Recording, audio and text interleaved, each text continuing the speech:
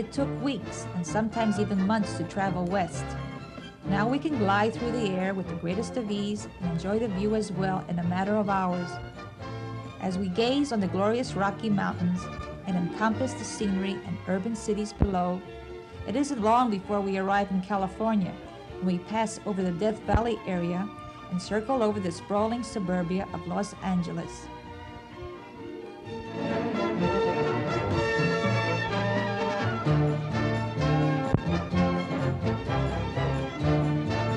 Michigan SAC members zoom down the airstrip and anxiously await to attend the 13th annual SAC convention aboard Queen Mary.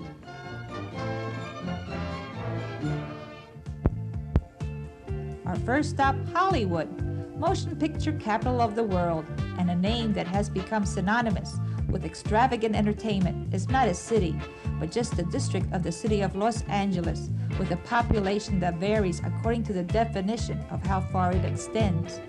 Homes are built everywhere, even on hillsides. The higher, the more expensive. Hollywood probably attracts more types of nationalities than any city of its size in the world.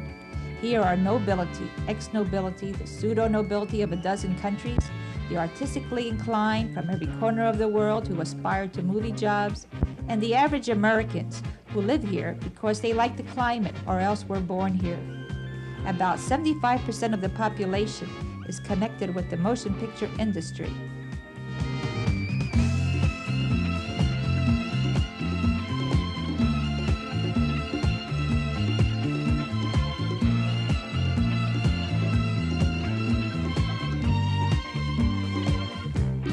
California's freeway and expressway system can justifiably be called one of the wonders of the modern world. Below, Highland Avenue leads us to the famous Hollywood Boulevard, the center business district, which is 8 miles from Los Angeles and 12 miles from the coast. On Hollywood Boulevard, we can see the famous Chinese theater, previously known as Grauman's, now under new management, the Mann's. It's a spectacular adaptation of the Chinese style of architecture designed by Meyer and Haller.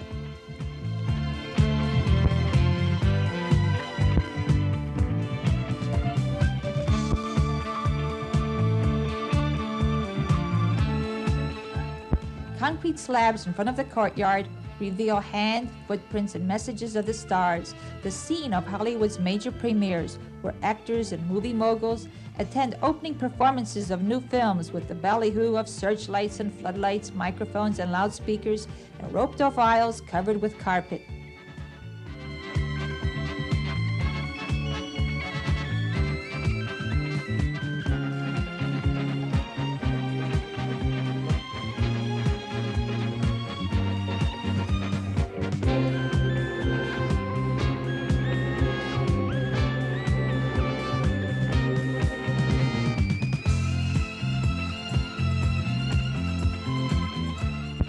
Hollywood Boulevard, known sometime as the Avenue of the Stars, has new stars inset with bronze names of entertainment celebrities, continually added each month to the charcoal-colored terrazzo sidewalks.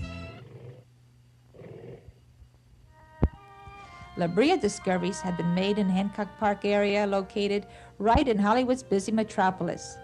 This very spot once was the part of a series of pools of sticky oil and tar, which continually bubbles and blisters and explodes like conical bells and exhales a pitchy smell.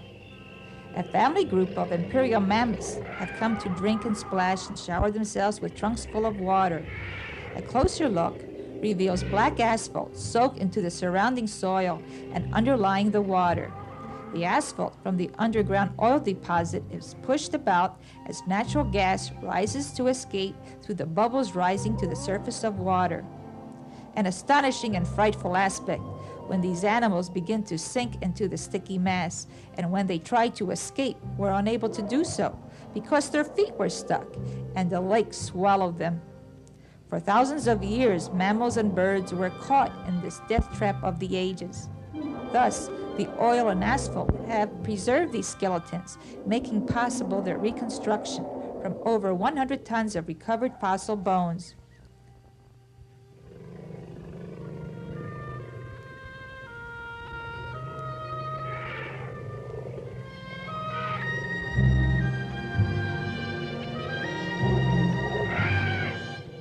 After many attempts to raise money for a museum, finally in 1972, George C. Page, a fine and generous man, realizes a lifelong dream by offering to build such a museum. A modern building has been constructed partially underground in form of a donut to save the park atmosphere. Another unique feature is the imprint on the architecture.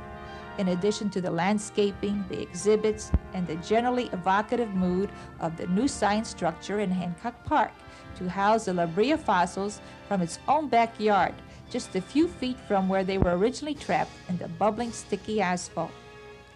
A climb to the top of the mound reveals the inner atrium that is enclosed by the museum, whose garden with surrounding trees and cascading waterfall is crisscrossed with the shade patterns of the protective grid which covers it.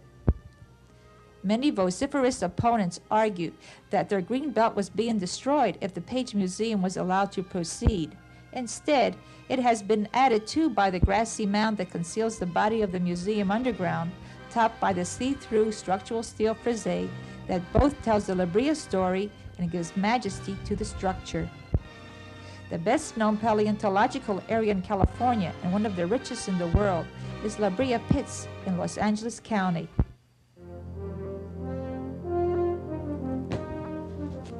Universal Studios is located between Hollywood and the San Fernando Valley. It is the third largest tourist attraction in the world.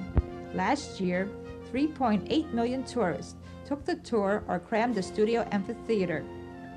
There are no thrill rides per se on the tour. The big kick for tourists is being on the inside, seeing the techniques and special effects that make movies tick. On peak days, some 27,000 visitors take the tour, highlight of which is the tram ride that covers most of the lot.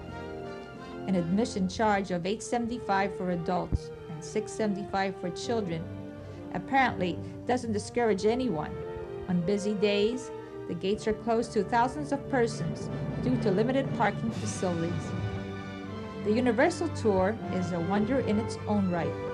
It entertains millions of tourists without disrupting production of motion pictures and television shows, many of which are filmed on the back lot in view of the crowded trams that ply studio streets. But, curiously, tourists aren't as interested in seeing stars in the flesh as they are in the mystery and magic of movie making itself. At first, some executives were concerned that revealing secrets of movie making would hurt the box office. It's just the opposite. People are stimulated to see more movies.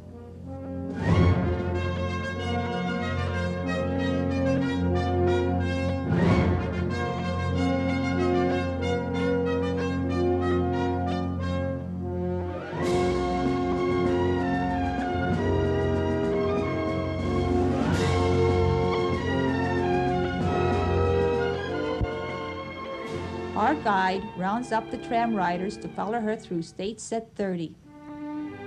We walk by the Bionic Woman's apartment as seen on the $6 Million Man TV series. However, due to the fact that the musicians were on strike, no shows were being filmed for us to enjoy. In lieu of watching, we could participate by taking a screen test and become an instant star in the movie Airport. Films are not taken in the middle of the ocean as it looks, but right here on a stage set, and the background blended in with superimposed slides for actual movie effects background.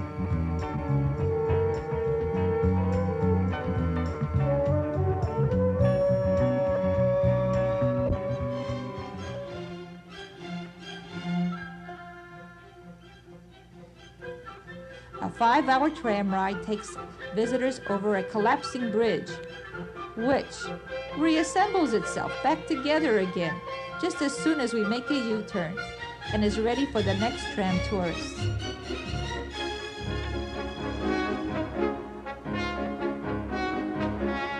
We continue to travel along to an area that has old stage sets set up for tourist amusement. We are trying to decide which stage set to film, whether the moving background in a stationary car, as in the scene from the train robbery, or Lily Tomlin's oversized telephone from the Shrunken Woman movie. He decides to pick up a truck and take it home. Wouldn't you know, he got caught already. And here's a producer, director, and actor getting ready for jailbreak.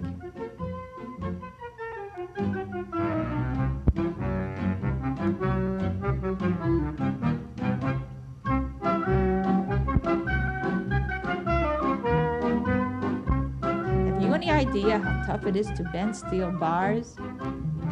In Hollywood, these are a cinch, being made from synthetic. Now for a getaway. A chariot, but no horsepower.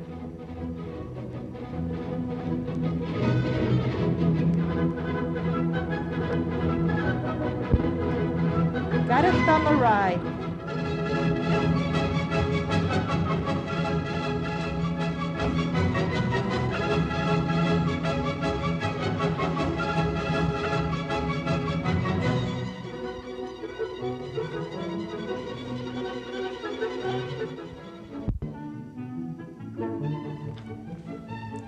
The 30 trams, each with a capacity of 120 passengers, went through western towns, European, colonial, and New York streets, and past the burning house.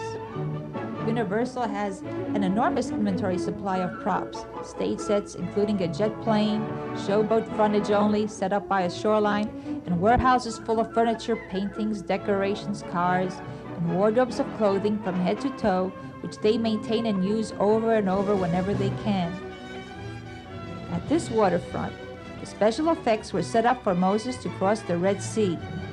As we approach the shoreline, water is drained away, the sides form a dam, and our tram actually proceeds right through the same path taken by Charles Heston.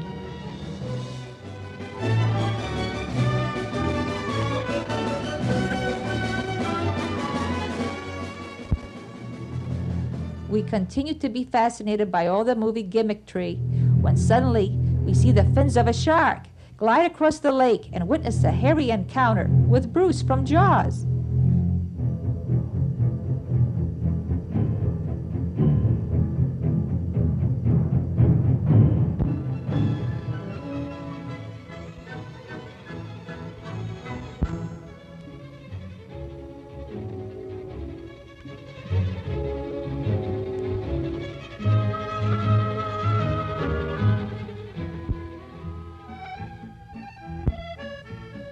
Time out for comparing notes, shopping, and lunch break. Well, we really didn't want to go shopping in there anyhow, at least not with our tripods. We even caught a glimpse of Ceylon going on a coffee break. Universal has 4 fast food centers on the tour right now. This is the second day opening of the Wumhoppers restaurant, specializing in Western steaks and chops. Across the circle is the famous Victoria Station and a huge Chinese restaurant to keep up with the demand. Busiest spots on the tour are the entertainment center arenas. Trainers feature birds and animals trained for films. The trainer commands the bird to fly through hoops and then fly back and fly up higher and higher. A tourist volunteer places a dollar bill folded in the palm of his extended hand, and the trainer commands the bird to fly and pick up the bill and bring it to the trainer.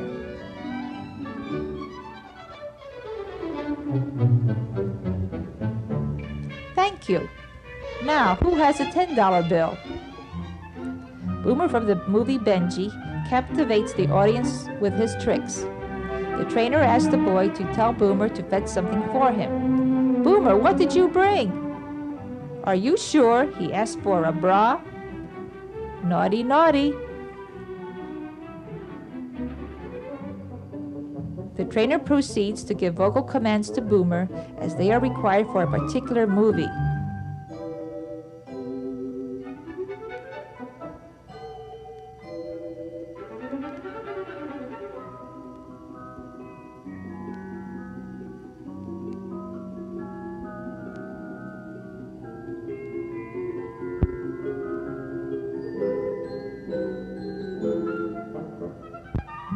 Good dog.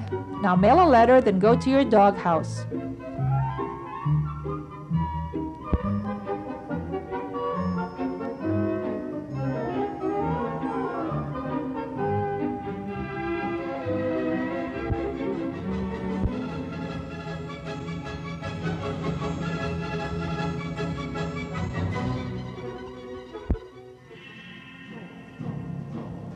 we came upon an old Western city. The Western show has stuntmen falling off buildings with plenty of gunplay, besides very realistic scenes of whipping and fighting with wooden sticks and sharp knives.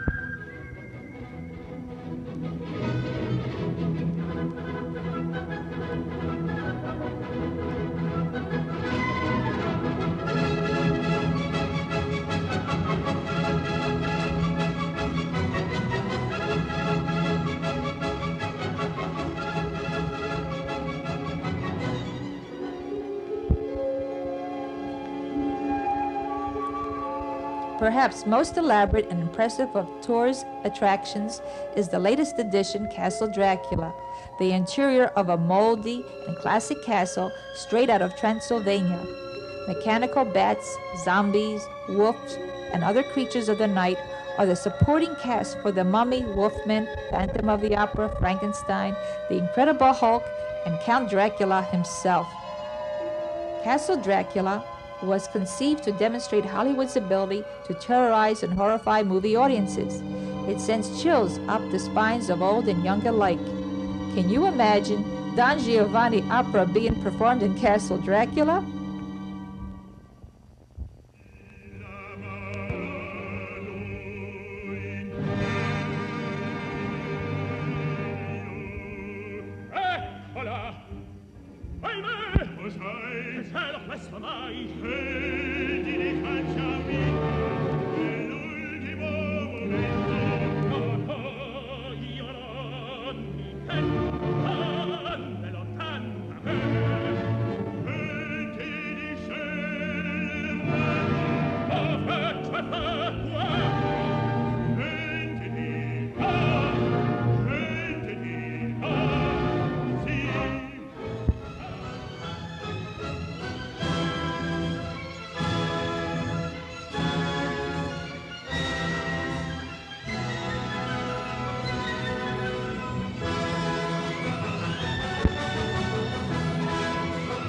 It's the end of the line and time to claim our luggage.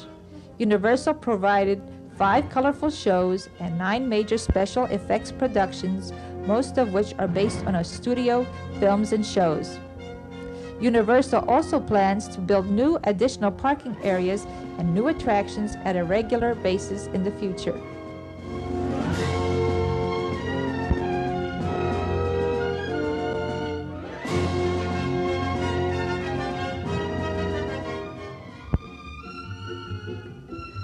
Long Beach is California's 5th largest city and 3rd largest port in the state. Its sandy fluff overlooks the 8-mile-long crescent-shaped beach of San Pedro Bay. From the shore, it stretches north to surround the oil derricks of Signal Hill. Long Beach is several towns in one: a seaside resort, a haven for elderly retired persons, and an industrial center, drawing its income from oil, shipping, and manufacturing motor cars, airplanes, and soap. Presently, Long Beach is also the home and final resting place of the mighty Queen Mary. On December the 9th, 1967, the Queen Mary was escorted by thousands of small craft to Pier J at Long Beach, where her conversion to her new career as a marine museum, hotel, restaurant, shop, tourist convention complex commenced. Queen Mary, being a British ship, continues all the regalia of British royal pomp and ceremony at periodic scheduling changing of the guard. We took time to observe and pay tribute.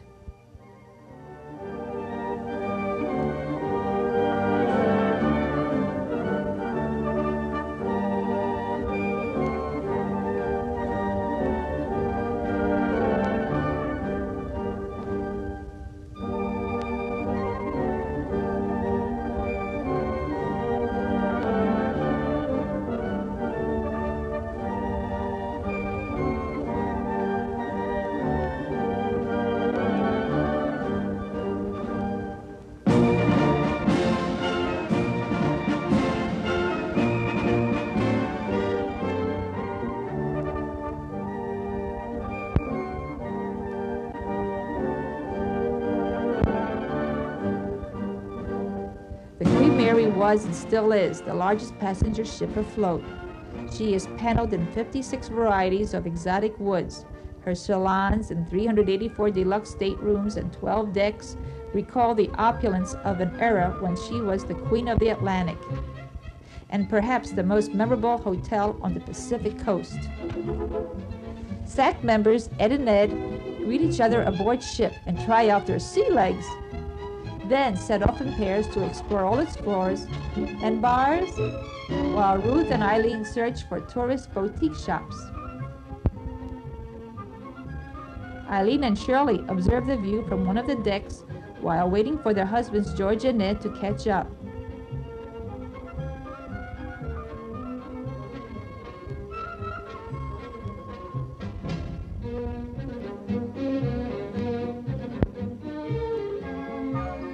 Wonder what these members are looking at. Ah, young romance.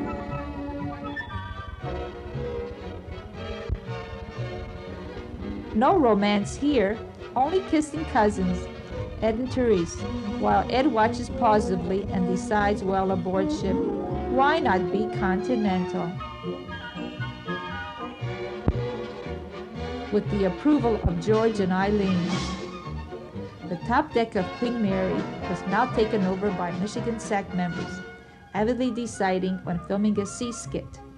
Positioning camera angles and actors together, Bob and Tony snap a few photos. Danny directs Ruth and Cliff, how they should greet each other with enthusiasm under watchful, critical scrutiny. Scene 2, take 2.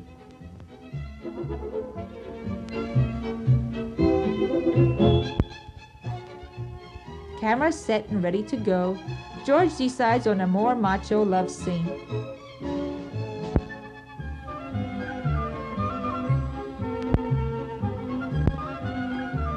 Everyone ready on the set? Roll 'em. Camera, mark it, action.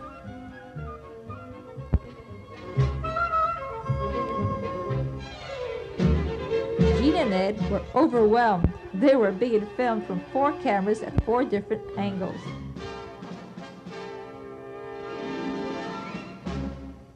Before we realized it, the SAC convention was over. Meetings and seminars concluded, all the trophies awarded, delicious dinners digested, the company enjoyed, and now time to depart from our home by the sea aboard Queen Mary.